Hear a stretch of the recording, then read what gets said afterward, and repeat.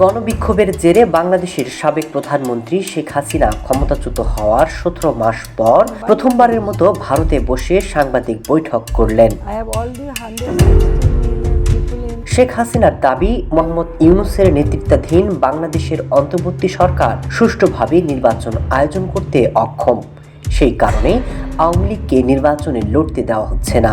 হাসিনার দলের জনপ্রিয়তাকে ইউনূস ভয় পাচ্ছেন।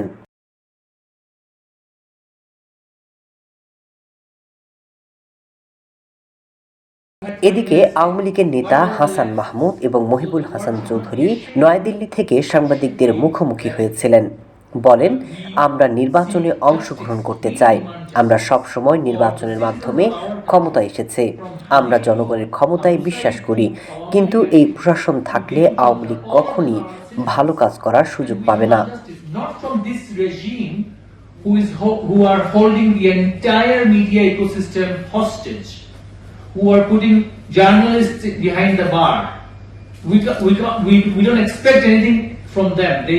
They are not delivering anything. So they should be ashamed for not being able to find out what 2024 সালে 5 August প্রধানমন্ত্রীর পদ ছেড়ে দিল্লিতে গোপনে বসবাস করছেন শেখ হাসিনা।